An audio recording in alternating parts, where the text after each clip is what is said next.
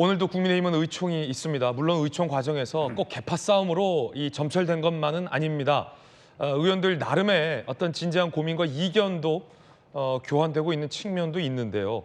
김용태 비대위원장이 내선 5대 혁신안 중에 이 당무 감사와 관련된 내용이 가장 논쟁적입니다. 함께 보시죠.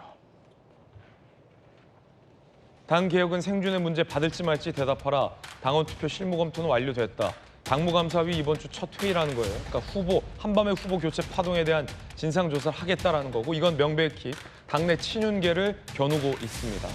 당 개혁은 선택의 문제 아니다. 개혁 못하면 당은 역사의 뒤안길로 간다. 라는 얘기도 했습니다. 사실 정혁준 변호사님, 네네. 김용태 비대위원장이 굉장히 무기력해요.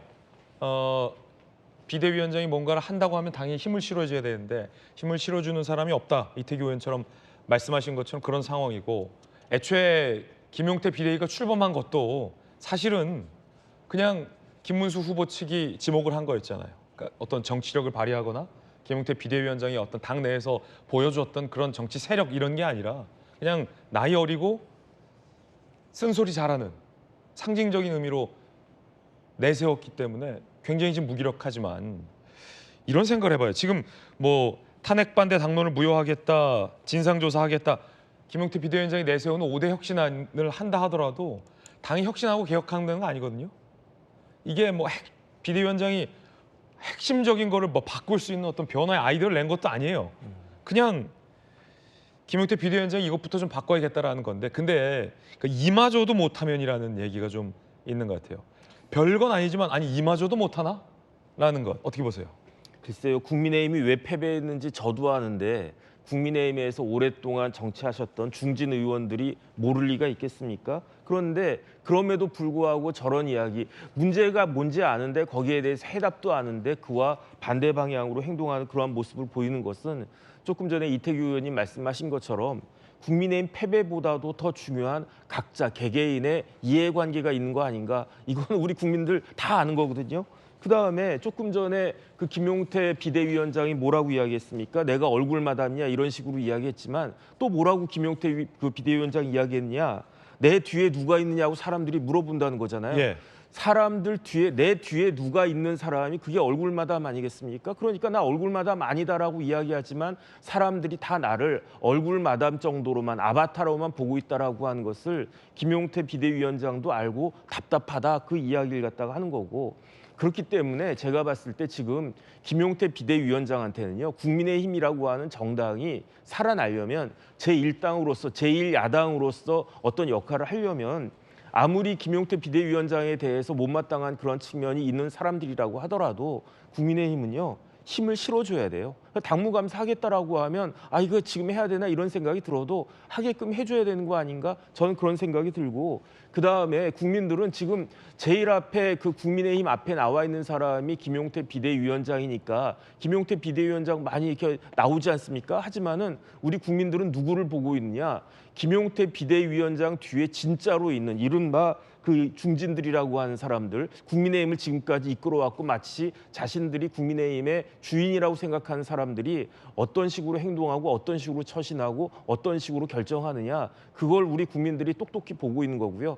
그다음에 그 사람들이 어떻게 행동하는지에 따라서 국민의힘이 살아날 것인가 아니면 그야말로 폭망할 것인가, 옛날에 나왔던 이야기 있지 않습니까? 패족이란 이야기, 그거 그렇게 될 것인가 결정될 것이다. 좀 잘 좀 생각해 주셨으면 좋겠다는 생각이 듭니다. 사실 지금 국민의힘 당내에서 나오는 이 이견과 충돌은 김용태 비대위원장에 대한 비토가 아닙니다. 겉으로 보면 이 혁신안을 두고 치열한 이견이 있는 것처럼 보이지만, 김용태 비대위원장 임기를 연장하든 말든 김용태 비대위원장이 밝히는 혁신안이 옳고 그른지는 사실 그렇게 중요한 문제는 아닙니다. 전당대회를 앞두고 이 당권을 누가 쥐느냐, 그게 본질적인 문제입니다. 김용태 비대위원장의 거취는 사실 중요한 문제가 아니라는 거죠. 다시 말해서 한동훈 전 대표가 잡느냐, 김문수 후보가 잡느냐, 지금의 친윤계 주류 세력이 당권을 유지하느냐, 이게 사실은 당내의 본질적인 문제라는 거죠. 김대식 의원이 이런 얘기했고요. 친한계의 윤희석 대변인은 또 이런 얘기했습니다. 들어보시죠. 계파별로 들어보시죠. 김문수 후보가 지금 전당대 나오면 당선이 됩니다. 왜 그러냐면은 바로 직전에서 이겼기 때문에 네. 그때 회단식 할 때 보니까 정치의 끈은 놓지 않았더라고. 김문수 전 후보가 국민의 미래 역할을 좀 하고 싶어하는 사실 아닌가요? 저는 99.5% 당권 경쟁이 뛰어드실 거라고 봅니다. 당권 도전을 해서 뭔가를 하겠다는 것을 당원이나 또 여론조사에 참여하신 국민분들이 받아들일 것이냐. 받아들이면 받아들인 대로 가는 거고요. 어차피 나오시겠다고 하는 건 자유의지이기 때문에 존중을 해야죠. 계파별로 들어보셨습니다. 결국은 당내 주도권이에요. 전통의 어떤 친윤 주도권이 있고 김문수 후보를 중심으로 하는 세력들이 있고 친한동훈계 세력이 있습니다. 이게 고도의 3차 함수를 그리면서 곧 예정돼 있을 원내대표 삿바 싸움부터 다 전당대회 시기와 방법부터 결국은 연장선에 이 김용대 비대위원장을 어떻게 처리할지에 대한 문제부터 결국은 당내 주도권 싸움 아닙니까? 김용태에 대한 비토가 아니라. 결국은 이제 친윤이냐 반윤이냐 뭐 이렇게 딱 갈라져서 이제 또 전당대회를 앞두고 싸울 텐데, 그러니까 이제 국민들이 보실 때는 아직도 정신을 못 차리고 계속해서 자기 밥그릇 싸움만 하고 있다, 이렇게 보실 거 아니겠습니까? 저는 이제 그것이 가장 우려스럽다는 이야기고요. 정상적인 정당이라면 지금 김용태 비대위원장의 5대 개혁안이나 이런 부분을 적극적으로 수용하는 것은 물론이고, 이제는 당내의 인사들이 아닌 제3의 객관적인 전문가들한테 도대체 국민의힘이 왜 이 지경까지 왔는지, 더한 것도 사실 해야 된다. 그래서 정말 진짜 그 리포트를 하나 만들어야 됩니다. 백서를 제대로 만들어 가지고 그걸 공유하고 그 속에서 새로운 가치와 비전을 만들고 그 토대 위에서 혁신 전당대회가 일어나야지. 그래서 김문수 그 후보가 나오던 한동훈 전 대표가 나오든 간에 그래서 미래 보수로서 거듭나게 한 비전을 가지고 이렇게 전당대회가 이루어져야지, 이런 상태에서 지금 전당대회가 이루어진다면 비전 대결이 아니라 친윤이 반윤이 또 패거리 갈라가지고 싸우는 거 아니겠습니까? 그럼 국민들이 뭐라고 보겠습니까? 그래서 이거는 그러면 친윤이 당권을 잡든지 또 친한이 당권을 잡든지 간에 당내 갈등이나 내용은 계속될 거고요. 당의 불안정성은 더욱 커질 거라고 봅니다. 지금 친윤이든 반윤이든 간에 이번에 당권만 잡으면 무슨 해결이 되는 것처럼 이렇게 나서는데, 전 정말 갑갑한 게 뭐냐면 그런 정신 상태와 그런 내용 없는 어떤 그 리더십을 가지고 내년에 지방선거를 어떻게 넘어갈지에 대해서 정말 의문스럽거든요. 저는 이런 상태로 가면 누가 당권을 잡든지 간에 국민의힘이 내년 지방선거에서 대패하는 거, 저는 이건 명확하다고 봅니다. 지금 지방선거의 성패는 누가 당권을 주느냐가 아니라 어떻게 당이 달라지고 내용을 채우느냐, 이게 중요한 거다, 이 말씀이시군요. 왜냐하면 앞으로 여러 가지 이제 파고들이 옵니다. 내란 재판도 계속될 거고요.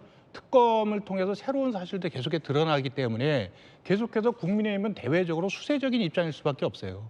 그럼 이 수세적인 입장을 벗어나는 방법은 아주 철저한 내부 쇄신을 통해서 새롭게 태어나서 과거하고 과감하게 완전하게 절연하고 끊어내고 새로운 길을 가야 되는데, 계속해서 계엄에도 탄핵에 강해서 허우적대면서 계속해서 너는 친윤, 나는 친한, 이런 걸 계속 싸우고 그것이 어떤 선택을 결정짓는 어떤 그 기준이 된다면 이 당에 과연 무슨 희망이 있겠느냐. 이게 여기에 무슨 보수의 가치와 비전이 있을 것이며 여기에 과거의 잘못된 부분에 대한 어떤 성찰과 완성이 여기에 있겠느냐. 국민들이 지금 당을 어떻게 바라보고 있느냐가 중요한 것이지, 근데 지금 당은 그것이 중요한, 국민들의 시각, 국민들의 눈높이가 중요한 것이 아니라 본인들의 기득권, 본인들의 당내 권력 유지가 더 중요하다고 보는 거 아니겠습니까? 저는 이 부분이 너무 안타깝고, 이 부분을 해결하지 못한다면 저는 전당대회를 뭐 7월에 하든 9월에 하든 아무 소용이 없다고 생각이 드는 거죠. 왜? 새로운 리더십이 나오면 새로운 걸 보여줄 수 있겠습니까?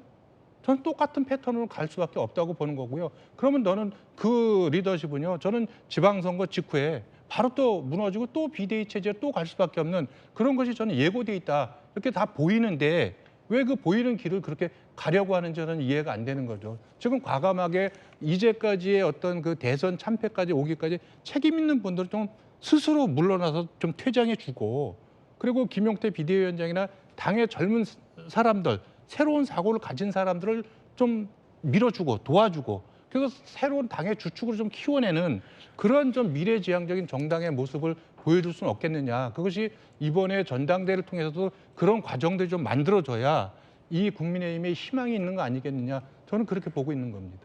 국민의힘은 과거와 절연하고 달라지는 개혁의 모습을 보여줘야 된다. 전당대회 전에 그렇습니다. 이태규 의원의 돌직구였습니다.